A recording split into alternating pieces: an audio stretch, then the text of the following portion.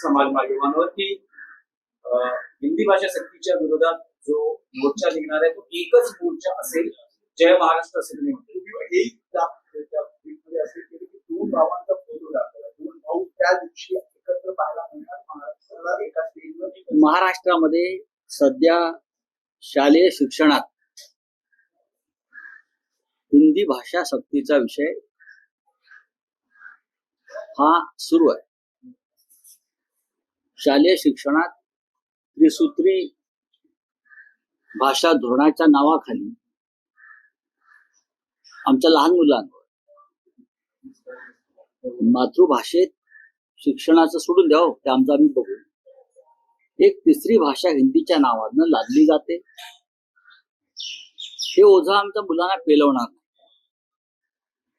अशा सर्व भाषा तज्ञांचं मत आहे. फक्त महाराष्ट्रात नाही तर या देशातल्या अनेक राज्यातून ही भूमिका आहे.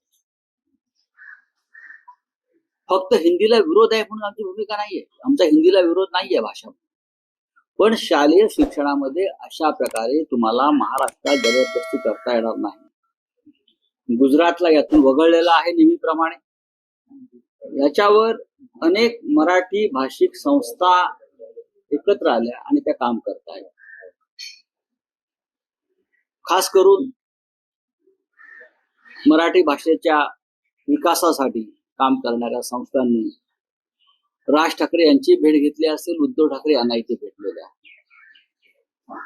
सरकार सुद्धा आपापल्या पद्धतीनं, ज्याला तुम्ही सादरीकरण म्हणता, प्रेझेंटेशन, आता या सादरीकरणाचं नेपथ्यकार कोण आहे नक्की पडद्यामागे, हा प्रश्न काल माननीय उद्धव ठाकरे साहेबांनी विचारला की याचे नेपथ्य कोणाचं आहे. या सादरीकरण जे करतायत सरकार, याविषयी नक्कीच राज ठाकरे यांनी एक कडवड भूमिका मांडली. तीच भूमिका माननीय उद्धव ठाकरे यांनी मांडली. काल या कृती समितीचे हिंदी भाषा सक्तीची करण्यासंदर्भात, विरोधी करण्यासंदर्भात कृती समिती आहे, त्याचे प्रमुख दीपक पवार आहेत, मराठी भाषेचे तज्ञ. त्यांनी त्यांच्या सहकाऱ्यांसह काल माननीय उद्धव ठाकरे यांची भेट घेतली. मातोश्रीवर चर्चा केल्यावर 7 तारखेला त्या कृती समितीनं सर्व मराठी प्रेमींना आणि मराठी भाषिकांना आंदोलनासाठी आमंत्रित केलं. राज्यभरातलं आंदोलन असेल किंवा मग मुंबईत एका ठिकाणी जमून मोर्चा काढण्याच्या संदर्भातली भूमिका त्यांची होती. मराठीचा विषय असल्यामुळे, मराठी भाषेवर लादणाऱ्या हिंदी सक्तीचा विषय असल्यामुळे काल तात्काळ पत्रकार परिषद घेऊन शिवसेना पक्षप्रमुख उद्धव ठाकरे यांनी त्या कृती समितीच्या आंदोलनाला पाठिंबा दिला की आम्ही तुमच्या बरोबर आहोत, तुमच्या लढ्याला आमचा पाठिंबा आहे, तुमच्या आंदोलनामध्ये आम्ही सहभागी. 7 तारखेला हा विषय इथे संपला. मी तिथे उपस्थित होतो. त्याच वेळेला श्री राज ठाकरे यांच्याकडे काही सरकारचे लोक गेले,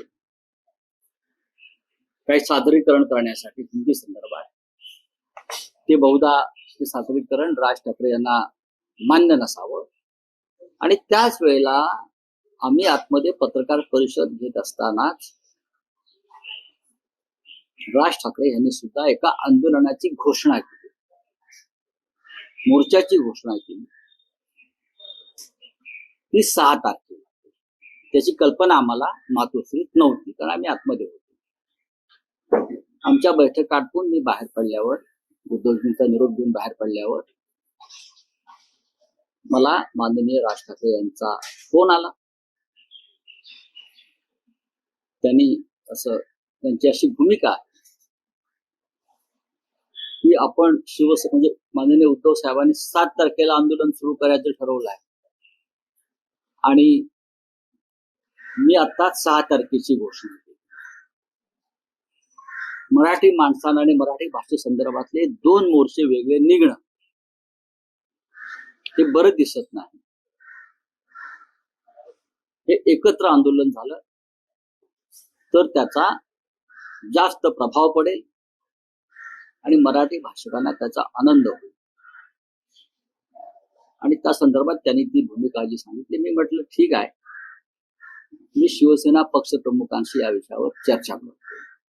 आणि मी पुन्हा मातोश्रीत गेलो, माननीय उद्धवजींना सांगितलं की असा मनसे प्रमुखांचा दूरध्वनी आता झाला माझ्याशी आणि त्यांची अशी भूमिका आहे. त्याच्यावरती कोणतेही आडेवेडे न घेता उद्धवजी असं म्हणाले की मराठी माणसाचं ऐक्य दिसणं हे गरजेचं आहे. आपण सगळे मराठी माणसं मराठी भाषेच्या वरील सक्तीविरुद्ध एकत्र आहोत, ही माझी भूमिका आहे आणि माझ्या मनात वेगळा मोर्चा काढण्याची काहीही तशी भूमिका नाही. आपण अचानक ठरवलेला मोर्चा आहे, पण आपण 7 तारखेची तारीख यासाठी ठरवलेली आहे. 6 तारखेला आषाढी एकादशी आहे, रविवारी, आणि राज्यभरामध्ये आषाढीचा उत्सव असतो. माध्यमांवरती सुद्धा आषाढीचा उत्सव असतो. आपल्या आंदोलनाला मराठी माणसांपर्यंत थोडं पोहोचवणं अडचणीचं जाईल, कारण दिवसभर तुम्ही आषाढीचे कार्यक्रम दाखवणार आहात. तर म्हणून आपण 7 तारखेला घेतला. एकत्र आपण जर करणार असू तर माझी काही अडचण नाहीये या संदर्भात. एक तर आपण त्यांच्याशी चर्चा करू. 7 तारखेत त्याने सहभागी व्हा आमच्या मोर्चामध्ये, किंवा ही तारीख आपण 5 तारखेला करा, ही 6 तारखेची आहे. त्यानुसार मी परत माननीय राज ठाकरे यांच्याशी चर्चा केली, त्यांना विनंती केली की असं शिवसेना पक्षप्रमुखांचं म्हणणं आहे. त्यांनी तात्काळ त्याला होकार दिला. त्यांचा फोन आला, परत चर्चा करून त्यांच्या सहकार्याकडे म्हटले आपण 5 तारखेला हा जो मोर्चा आहे 6 तारखेला तर आम्ही 5 तारखेला करू आणि आपण सगळे त्याच्यामध्ये सहभागी होऊ. हा राजकीय अजेंड्याशिवाय मोर्चा असेल.